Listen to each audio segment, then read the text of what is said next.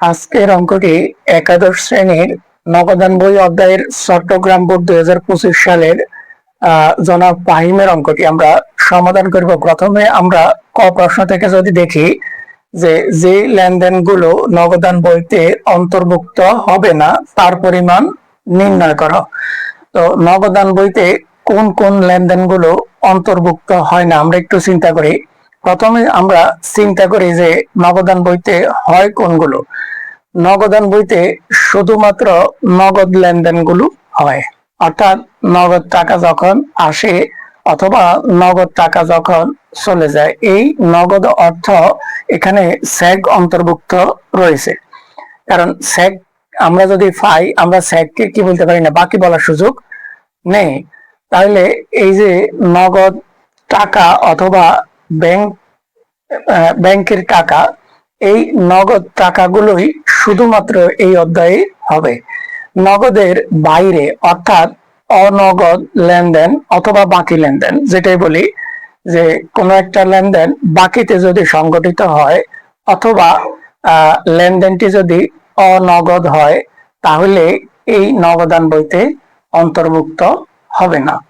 এছাড়াও যদি সেটি লেনদেনই না হয় অর্থাৎ ঘটনা হয়, তাহলে এই অধ্যায়ে যে কোনো অধ্যায় হবে না, কারণ হিসাব বিজ্ঞানী কোনো অধ্যায় হয় না।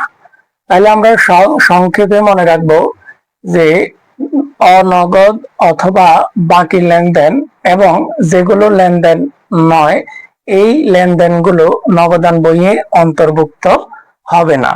আর আরেকটু সহজ করে যদি আমি বলি যে যেই লেনদেনের দ্বারা আমার টাকা, নগদ টাকা অথবা ব্যাংকের টাকা যায় নাই অথবা আসে নাই, এই রকম লেনদেনগুলোই নগদান বইতে অন্তর্ভুক্ত হয় না। তাহলে আমরা অঙ্ক থেকে দেখি, সরাসরি দেখো নগদ উদ্বৃত্ত, এটি হচ্ছে ব্যালেন্স, গত মাসের যে আয় এবং ব্যয়, টাকা আসা এবং টাকা যাওয়ার যে ব্যালেন্স সেটি। অতএব এটির দ্বারা টাকা আসবেও না, টাকা যাবেও না, এটি হচ্ছে একটি ব্যালেন্স। এরপর আমরা দেখি অতিরিক্ত মূলধন বিনিয়োগ। মালিক যখন অতিরিক্ত মূলধন বিনিয়োগ করে তখন ব্যবসায়ে টাকা আসে, আর আসলে এটি নগদান বইয়ে অন্তর্ভুক্ত হয়। আমরা দেখব যেগুলো নগদান বইতে অন্তর্ভুক্ত হয় না।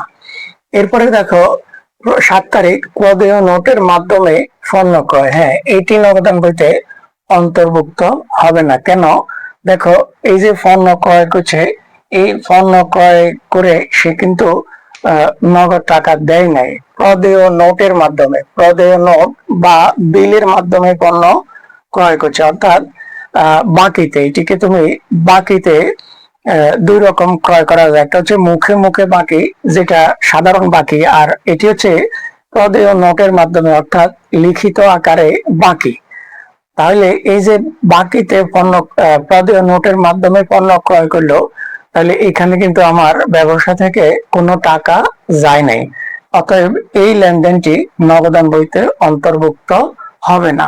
আর আমাদের ক প্রশ্নেই চাইছে যে নগদান বইতে অন্তর্ভুক্ত হবে না কোনগুলো, তাহলে আমরা এটি লিখব যে 7 তারিখ প্রদেয় নোটের মাধ্যমে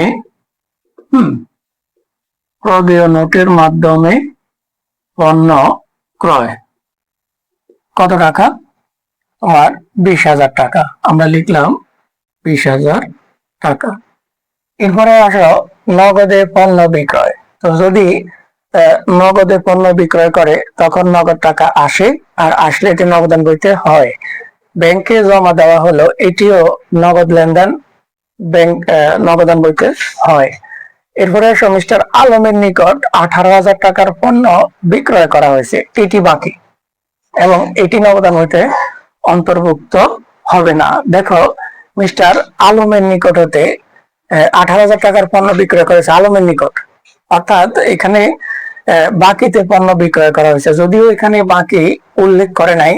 খেয়াল রাখতে হবে যখন নগদ বলবে না, কিন্তু কার কাছ থেকে কার কাছে বিক্রয় করছো সেটি উল্লেখ থাকবে, তখন সেটিকে আমরা কি করি, বাকি হিসাবে গণ্য করি।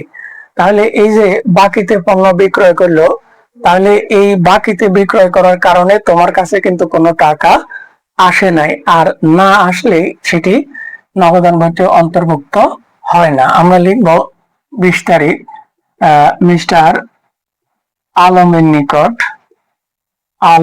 নিকট পণ্য বিক্রয়। দেখো কত টাকা পণ্য বিক্রয়? 18,000 টাকা। আচ্ছা, এরপরে আসো আলমের নিকট থেকে পূর্ণ নিষ্পত্তিতে 17,500 টাকা পাওয়া গেল। যেহেতু টাকা পাওয়া গেছে, এটি নগদান বইতে হয়। পুরাতন আসবাবপত্র বিক্রয়, যখন তুমি পুরাতন আসবাবপত্র বিক্রয় করবে তোমার কাছে নগদ টাকা আসবে, এটি নগদান বইতে হবে।